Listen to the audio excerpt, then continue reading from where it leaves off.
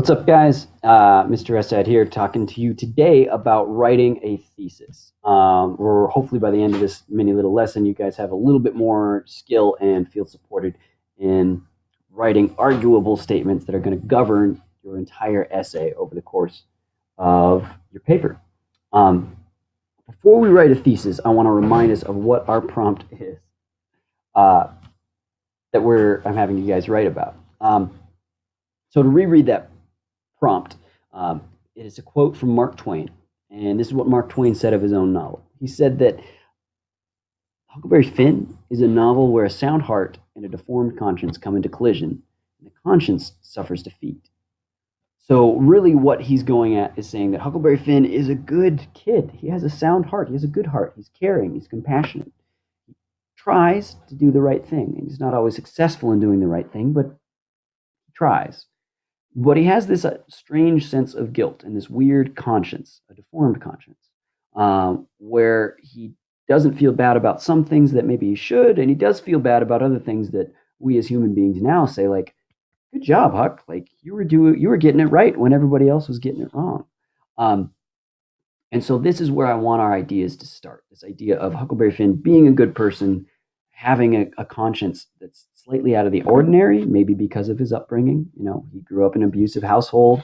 He grew up without a traditional sense of education or religion, or basically any of the regular places where people get their ideas of what is right and what is wrong. With that in mind, I want us to take a look at maybe how we could examine this idea. Because what I ask you to do is I ask you to trace Huck's development over the course of the text. Where does Huck start? Where does Huck end? How does he get there? And why is that important, ultimately? And so what I want us to do is I want us to focus on some specific aspects. Talking about everything that Huck does and learn throughout the story is going to be way too big. I mean, this book is 300 pages long, and I'm asking you to write 2 pages about his development. So we've got to pick something specific that we can focus on. So some of the ideas that I came up with, and I'll suggest to you, maybe you just examine Huck's lies. Like, what are the lies he tells, and why does he tell them? And how could those lies show that even though he's still lying throughout the course of this book, I think his lies become more better natured, right? By the time he's at the end of the book and he's lying, he's really trying to do it to help other people. One idea. Another idea could be just the decisions that he makes regarding Jim, or even just his friendship or his relationship with Jim.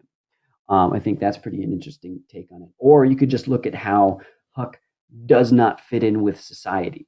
He's a complete outsider, where he doesn't have a formal education. He doesn't have a normal parent household. Even though the widow drives him crazy, the woman that took him in, he doesn't get along with. He's got to run away and make his own person. And despite not having any of the regular things that normal society says you should have, he turns out all right. And in fact, I'd say he turns out better than most people in that day and age, maybe even most people better than this day and age. So after picking one of these, what I'm going to have you do is I'm going to have you write a thesis. And a quick reminder what a thesis is. A thesis is an arguable statement that is your main idea. And this is going to govern everything that you write and do about this essay after this. It's your main point. It's your focal point. And this is where I think writing an essay becomes more than just writing an essay. Taking an idea and expanding it out in really developing it into 600-700 words, that's a skill. That's valuable to be able to say, hey, I can think about this thing more than just for 5 seconds or for 5 minutes, or I can do more than just yell my ideas into a computer screen on a social media platform, or have a conversation or an argument with someone, and then those ideas just drift off and I never touch them again. Sticking with them and writing sentence after sentence and backing those sentences up with support really shows me that, sure, you understand Huckleberry Finn a little bit, but more importantly, that you can deal with important issues and think about them in meaningful ways, such as morality. So pick one of these directions that you want to go, and then I'm going to have you write an arguable statement. I'm going to give an example, and I actually don't like any of these ones, so I'm going to start a new example. And the idea that really came by me was Huck's complacency throughout all of this story. It really kind of stuck with me because I thought Huck could have been a better person a lot sooner in the book, but he stood by and he watched, and it's probably because of some of the things that he learned back in school. But my idea of it's important not to be complacent in society, that's kind of what I got away from Huckleberry Finn. So to write an arguable statement, I might start off with saying something a little bit deeper than just Huck develops morally and learns not to be complacent, because I want this essay ultimately to be more than just Huckleberry Finn. I want this essay to be about the wide world and what it means to be a good person and what it means to not be complacent when you see bad things going on. So what I might do is I might reference the author. So I might say Mark Twain uses Huck's moral development to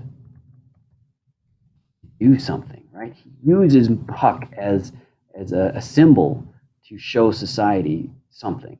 So Huck Twain uses moral development to show society that my idea is complacency,